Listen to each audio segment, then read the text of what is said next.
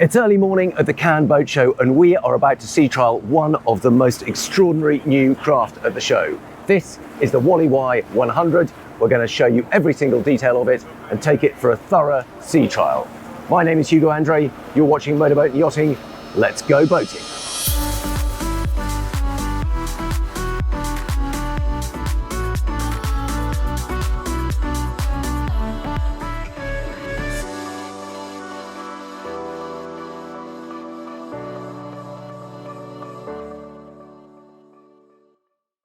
The first thing to notice about this WallyWhy 100 is the huge aft beach club area.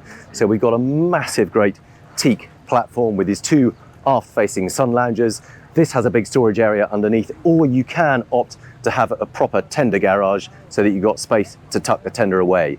In the meantime, you keep it on this big hydraulic platform that sinks down into the sea to launch it. You've also got this fabulous retracting passerelle that can also drop down into the sea at an angle to create a lovely gentle staircase. And of course, we can't really show you here, but these enormous platforms fold down on both sides to expand the area even more and allow a really lovely view out, so that when you're lying on those sunbeds, you are completely surrounded by sea. Now, very gentle steps up to the next level of the cockpit, so you barely notice they're there, pausing only to spot that there is a second helm station out there, so that when you're coming alongside or stern to the quay, you can drive the boat from there. Now, the whole concept of this single deck WallyWhy 100 is a kind of inside-outside zoned area. And don't be confused by the name 100. It's not 100 foot long, it is 70 foot long. The 100 refers to the volume. Now we've got these two very sociable aft-facing sun loungers, sort of chaise long. You can sit on them, you can lounge on them, and they are all sheltered by this very long overhead hardtop. So you can notice that this is actually frosted glass, so you get all the benefit of diffused light, but you don't get roasted under the full glare of the sun. So it just diffuses it gently, a bit like a canvas, but obviously much more secure. You've also got the option of having these doors or not. So the next level takes you through from the fully outside cockpit to a kind of semi-inside-outside space. So you can see we've got sliding glass doors on this side and in front of us here. So you can enclose this entire area if you want to, or you can open them up, or you can delete the glass option altogether. But this is the dining space. You can lay it out pretty much how you want. We've got a big circular table here, very sociable setup. We've got wet bars on this side. We've got an ice maker and a fridge.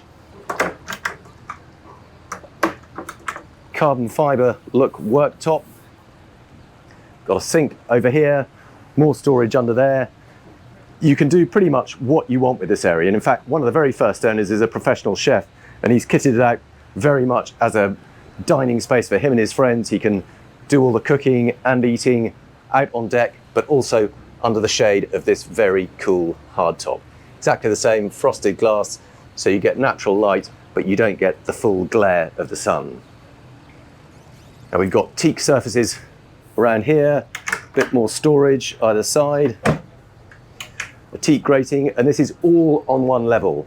So the teak grating obviously lets water run through. If you do get any water inside, it's very much a kind of open dayboat style. And then these really big, wide side decks on both sides. And it's clever the way they put the teak up the sides here. These bulkheads don't fold, but it just means that when you do get to the folding bulkheads, they all look the same rather than some having teak and some not. But really high, safe walk around decks. These are pretty much waist high. And that takes you up to the foredeck area.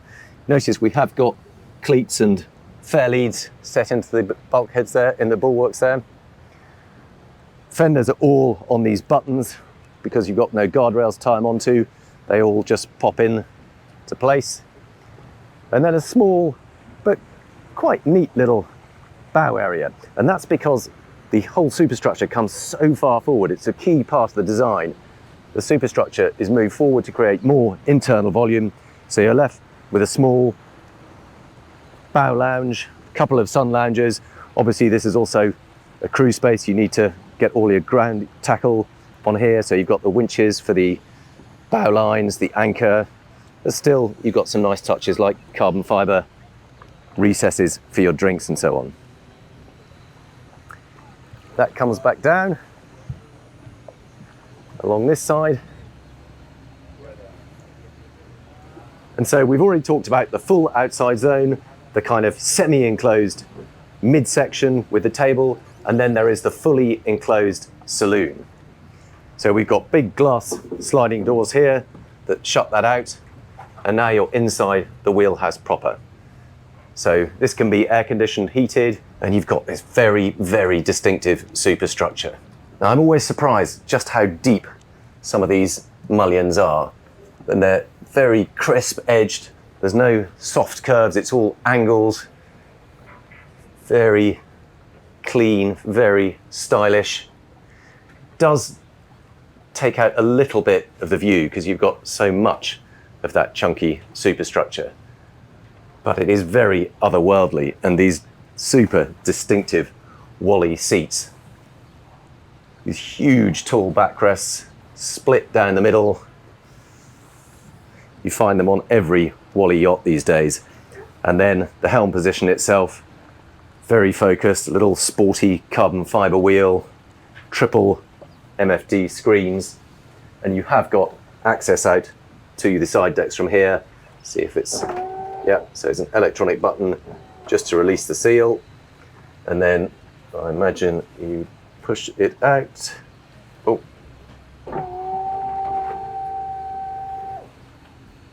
There we go. Swings out on big pantograph hinges so that you can discuss with your crew, get a bit of extra ventilation, whatever. And truly enormous windscreen wipers to cope with these massively long screens. Let's go take a look downstairs. We've got these lovely teak steps curving round, and then forward towards the bow we've got the crew area, which we'll have a look at in a minute, and then looking astern we've got the main accommodation. So as we make our way back, we have access to the day heads. Now this is also the ensuite bathroom for the third guest cabin, but as you can see you've got a really good sized shower in there with a teak seat, little window out, very stylish, all this matte black bathroom furniture like the sink and the loo, and that's the ensuite access to the cabin, so we'll take a look at that first. They have these very dinky little door handles, you can just about get your fingers in and they pop open. And we've got this lovely Alcantara finish on all the doors and all the bulkheads. So this is the third guest cabin, twin beds, reasonable width, they're probably about 2.5 feet, maybe 3. Big hull window, plenty of views. We've got a little bit salty at the moment. We've just been out on the sea trial. Opening port, lots of natural light.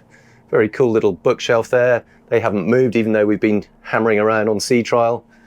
Very cool little bedside lights, USB sockets. And I believe those beds, oh no, that's the blind. I thought that was putting the beds together. But electric blinds, there you go. That's all quite fancy.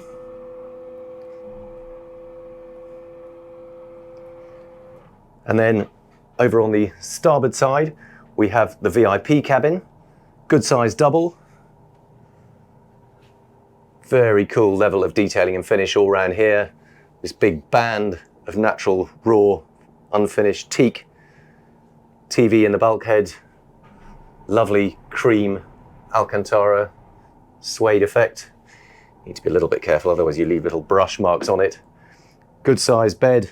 It's got to be a 5-foot king size by the looks of things. Another big window, great views, lots of natural light.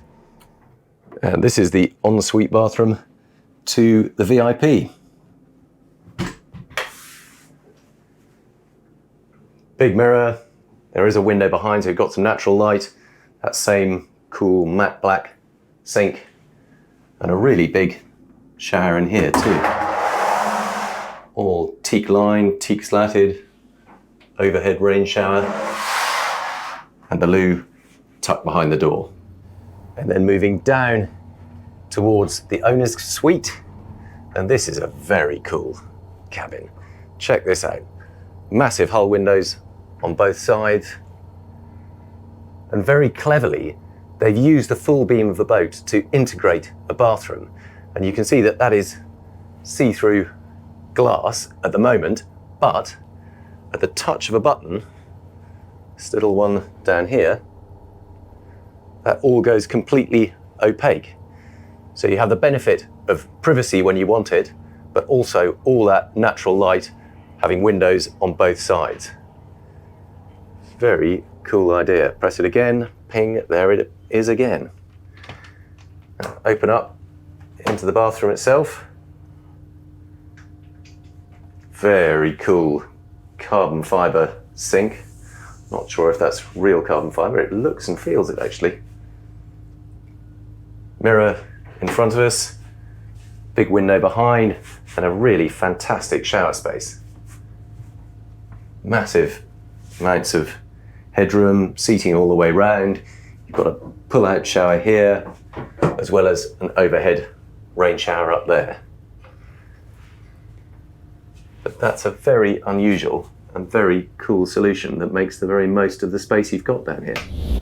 Quite cleverly, there is dual access. So this staircase leads down to the guest accommodation, and this one here, this one here leads down to the crew accommodation. And of course, as well as the accommodation itself, this is also where the galley is. So it's very much designed as a crewed boat with a professional galley. We've got oven here, induction hob, bit of natural light and an opening porthole there. The surfaces are a little bit tucked under this eye-level storage. They've obviously taken the view that they need overhead storage, but that does compromise a little bit in terms of you have to crouch down to get a view, and that work surface there is under that storage bit there. So not the most ergonomic, but it does mean that it's tucked well away from all the guest spaces upstairs. And then we have crew cabins. See, we've got a bunk bed here and a little ensuite bathroom in there. Now, there's no natural light in there. You do have to have artificial light, but at least they do have their own ensuite bathroom. And then you've got the option of closing up this door, so that gives access through into the guest accommodation if you need it.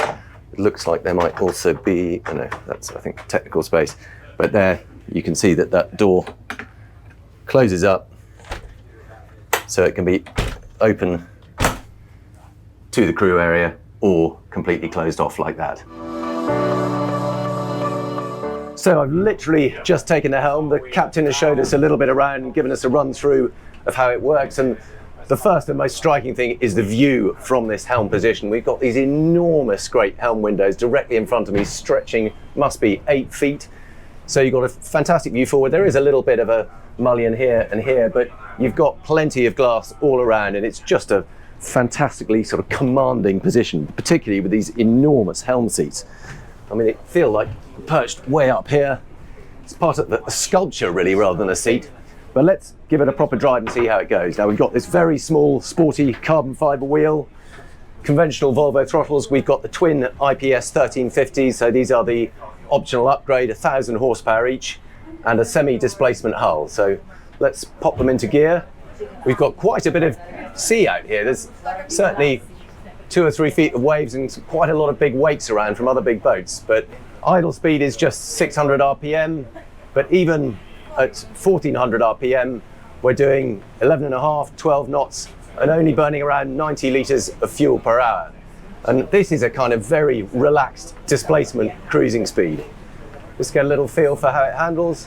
As ever, it's a relatively big boat, so it takes a little bit of time for the IPS pods to swivel and start to have an effect. But the other thing that's so striking is just how close you are to the bow. This is a very cab forward design, so the windscreen is only probably 10 feet back from the front of the boat, so it's a very different feeling to a conventional helm position on a more traditional planing sports cruiser. But let's wind up the speed a bit, let's take it up to 2000 RPM. And because this is a semi-displacement hull, there's not that feeling of trying to climb over a hump. It just lifts the bow a little bit. This is probably at its peak trim elevation. We've got about 4 degrees on here.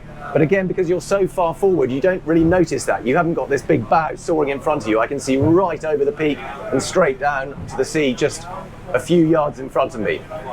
And at 1900 RPM, we're doing 16 knots and burning 220 litres an hour. But it really feels no different to what we were doing when we were in full displacement mode. But let's go all the way. A little bit of a rumble from the engines behind me, but very little difference in attitude. And normally, when you're this far forward, you tend to feel the bumps more, but because it's not planing, we've got that very fine bow that is just cutting through the waves in semi-displacement mode. There's no slamming at all. We're now doing 24 knots. We saw 25 earlier, 2,400 RPM. Now we're churning through a bit more fuel. We're doing 384 litres per hour, but we're 25 knots. And other than a little bit more noise and a little bit more, certainly not slamming, it's just a little bit more movement, but no banging or slapping or rattling at all. It feels very solid. Let's try a turn and see how it performs. Just check everybody's safe. We'll go hard over to port. All looks clear. Now we have got one of the seakeepers on, and that's allowing a little bit of lean, but very controlled. But now we've got a bit of sea in front of us.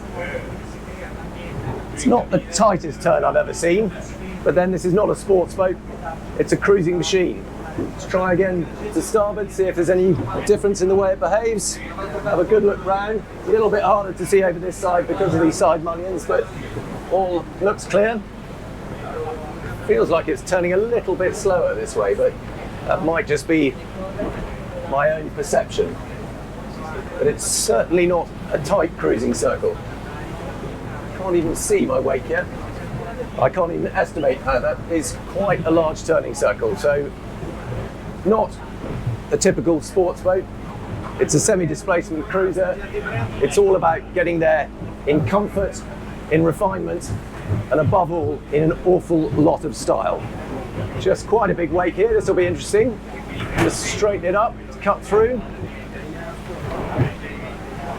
We've got at least 3 or 4 feet on these and doing 24 knots flat out. And I have to say that is a lot more comfortable than it would be in a fast planing cruiser. So you sacrifice a bit of speed, but you gain a lot in terms of comfort and stability. And I think increasingly in today's world, that's a very acceptable trade-off. Right. Ease back and go and take a look around the rest of the boat. Always interesting to see what it's like down below when we're running at speed. Now this is the VIP cabin. Got these huge windows and tremendous view of the spray just hammering past the window. But actually it's relatively quiet in here. This is the 3rd twin guest cabin. And again, you've got that massive hull window with equally fine view. And even at speed, because we're not slamming and bouncing around, it's reasonably comfortable back here too. And this is what the owner's cabin is like underway. And now we're not going quite so quickly, but we are closer to the engines. There's a little bit of rumble, but perfectly acceptable. One last space to look at, and that's the engine room. It's a bit of a steep ladder, so I'm going to need both hands for this. That's a long way down. Thank you very much. So here are those 2 IBS engines. There's not a lot of clearance over the top of them, but you can crawl right down the middle. There are the IPS pod drives going out through the bottom of the boat. And then come forward. We can see we've got access to the fuel filters here and here. And it looks like we've got a generator tucked in down there. The other thing I should point out is that tucked under this flooring here you've got not one, but two Seakeeper stabilisers. One Seakeeper 9, one Seakeeper 6, and that provides enough torque to keep the boat stable. Wally's can be a bit of a Marmite boat. They're such striking, distinctive styling that you either tend to absolutely adore it or you just don't get it, particularly the WallyWhy range. But for me, I think this is probably the best of the lot. It makes such a lot of sense. It's how people use their boats. They no longer want to rush around all the time at high speed, burning huge amounts of fuel. What they want is something comfortable that they can enjoy with their friends. And this whole zoned treatment between the outside spaces, the folding beach club area, the sociable dining station where you've got the option of being inside or outside, and just enough fully enclosed saloon space, all adds up and makes for a really versatile boat that is comfortable underway, sociable to use, and as striking to look at as ever. So I hope you've enjoyed having a look round. Do please let me know what you think of it in the comments below. Of course, if you've enjoyed the video, please do give it a like and subscribe, and there will be a full report in the magazine, Motorboat and Yachting, and on mby.com as well.